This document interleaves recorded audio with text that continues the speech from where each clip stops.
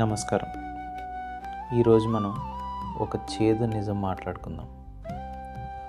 TV channels open చేస్తే చాలు, ఈ రాశి వారికి కోట్లు వస్తాయి, మీ పేరు మార్చుకుంటే అదృష్టం పడుతుంది, ఈ పూజ చేస్తే కష్టాలన్నీ పోతాయి అని చెప్పేవాళ్ళు మనకు కనిపిస్తుంటారు.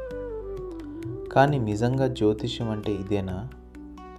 మన జీవితం కేవలం ఒక పేరు మీదో రాశి మీదో ఆధారపడి ఉంటుందా? లేదు.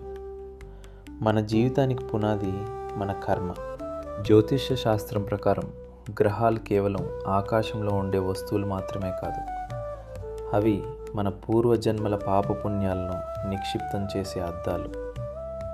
మీ జాతకంలో ఒక గ్రహం శుభస్థానంలో ఉంటే గతంలో మీరు చేసిన పుణ్యం వల్ల కలిగే ఫలితం అందుతుందని అర్థం. అదే ఒక గ్రహం అశుభ స్థానంలో ఉంటే అది మీ గతంలో మీరు చేసిన పాపం వల్ల కలిగే ఫలితం అందుతుందని అర్థం. గ్రహాలు మన పూర్వజన్మలో చేసే పాపపుణ్యాలను గ్రహించి ఈ జన్మలో మనం పుట్టిన సమయాన్ని బట్టి అవి మీ కర్మఫలాలను, వాటి దశలు, భుక్తులు వచ్చినప్పుడు మాత్రమే అవి మీకు అందజేస్తాయి. చాలామంది గ్రహ దోషాలు ఉన్నప్పుడు కేవలం పూజలు, జపాలు చేసి ఆ కష్టాలు పోవాలని కోరుకుంటారు. కానీ శాస్త్రం చెప్పేది వేరు. దేవుడికి మానవుడికి మధ్య సంబంధం కంటే మానవుడికి కర్మకు మధ్య ఉన్న సంబంధం బలమైంది. కేవలం యాంత్రికంగా పూజలు చేయటం వల్ల మీ కర్మ ఫలితం మారదు.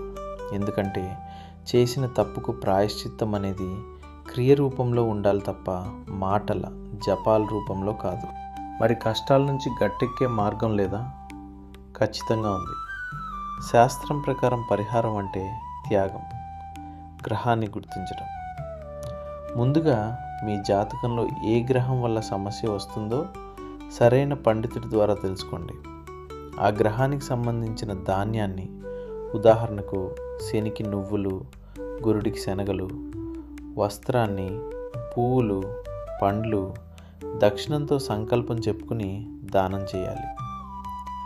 గ్రహశాంతి హోమం. హోమం అంటే ప్రకృతిలోని శక్తులను ఆహ్వానించి మీ చుట్టూ ఉన్న ప్రతికూల శక్తిని తొలగించుకోవటం.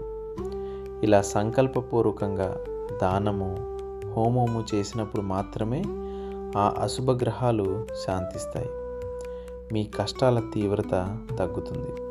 మిత్రులారా, కర్మను అనుభవించకుండా ఎవరూ తప్పించుకోలేరు. కానీ మన జాతకాన్ని సరిగ్గా అర్థం చేసుకుని సరైన దాన ధర్మాలు చేయడం ద్వారా ఆ కష్టాల భారాన్ని తగ్గించుకోవచ్చు.